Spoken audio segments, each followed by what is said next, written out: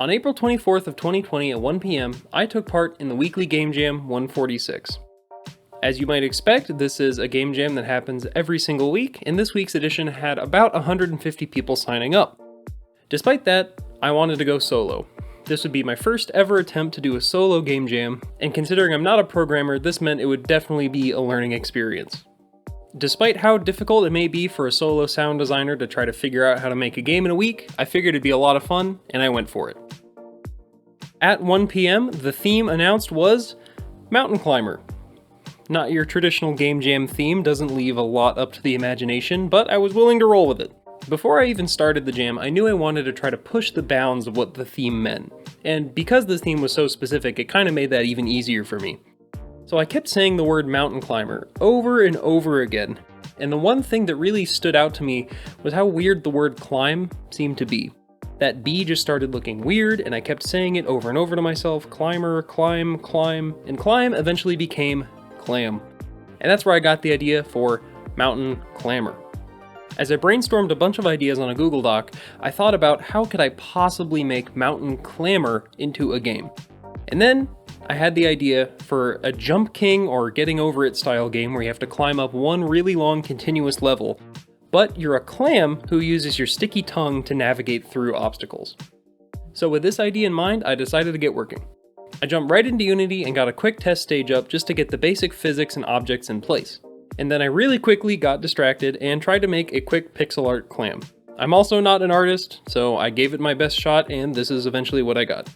My first goal and my end goal for day one was to get the tongue mechanic working properly.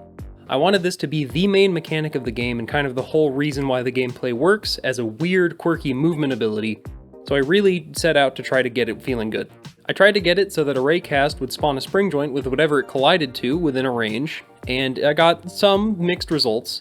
It took a long time to figure out why the tongue didn't come out at the right angle, but after realizing that I'm also not a math person, consulting some help online and then figuring that out, I was getting the tongue working as intended.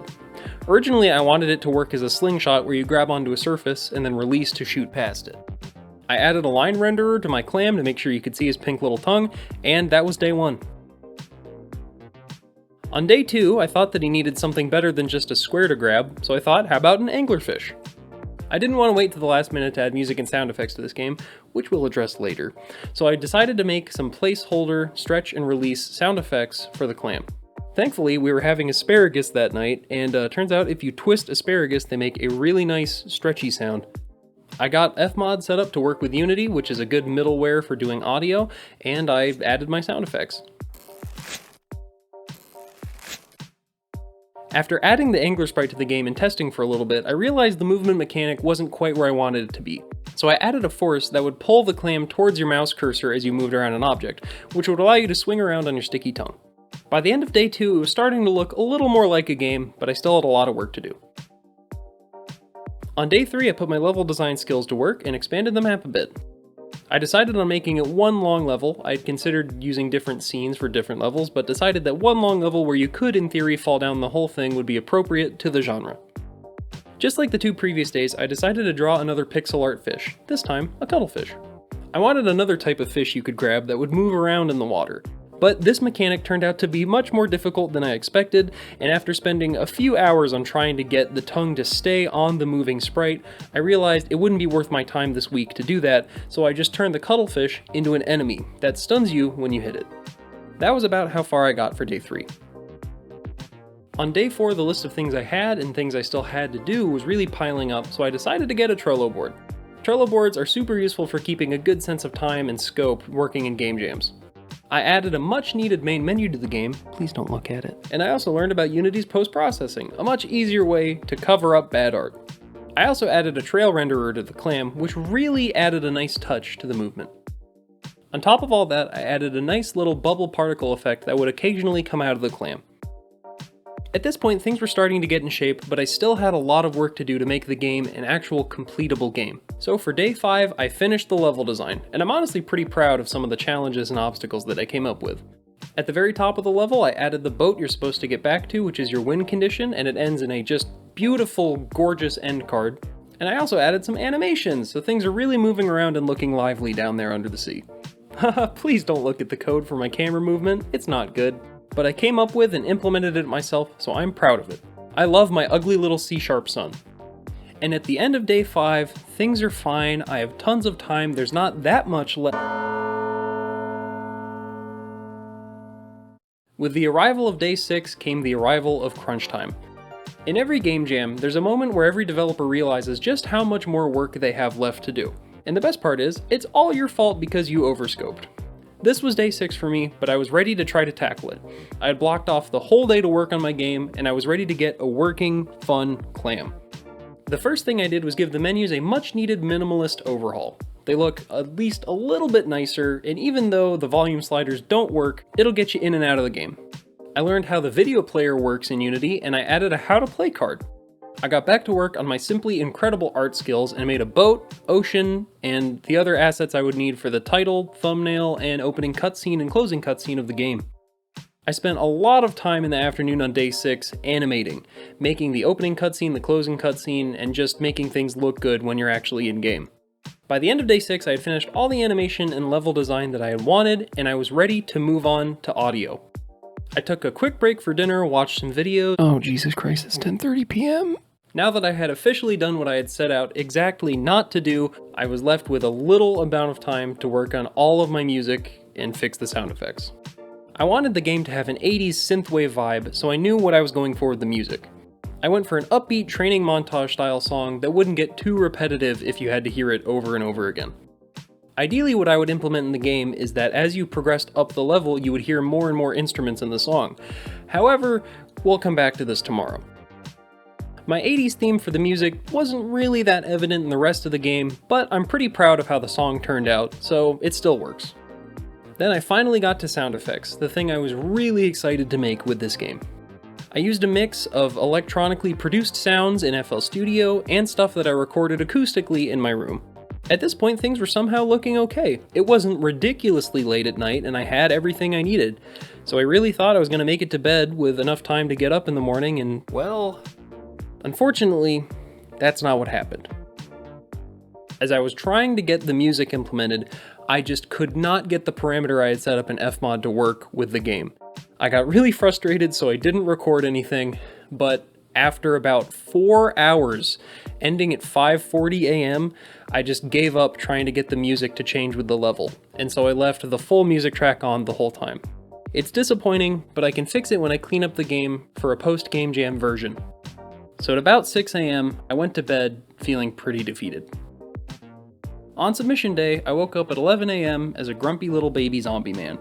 The game was due at 1, and I figured all I needed to do was set up a thumbnail and submit it. Unfortunately, I couldn't resist and had to try to fix some things in the game. Because I was so grumpy and had zombie 6 a.m. sleep brain, I forgot to record a lot of the stuff that I did, but basically most of the stuff I did that morning was just little bits of polish, fixing minor bugs here and there, stuff that really wasn't worth it, but I just couldn't keep resisting doing one more thing for. With about 45 minutes left, however, I had to cut myself off and try to submit. Now unfortunately, even with the game done, the problems didn't stop there. This was my first time ever exporting a Unity game and submitting it to itch.io, so I had some problems. At first, I didn't publish the game on the Game Jam site, so it wasn't visible. Then it turned out I didn't have all the files I needed in the zip package, and there were a few other issues I don't even want to remember at this point. But eventually, after nearly an hour past the submission time, Mountain Clammer was up on the Game Jam site, ready to be downloaded. Despite how tired I was, despite how frustrated I was that the music wasn't working properly, and despite everything wrong with the game, I was still super proud of it. This was my first ever solo game jam that I've done. It was the first ever game that I had technically completed on my own, and it was my little clam baby.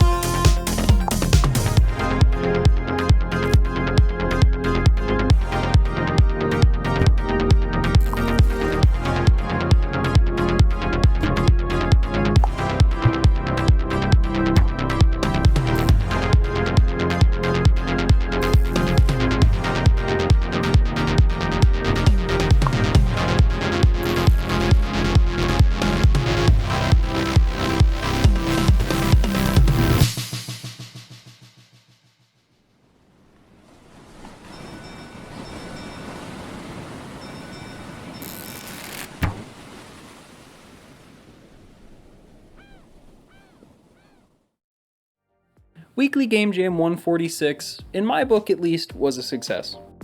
I learned a whole lot, and I completed what I set out to do.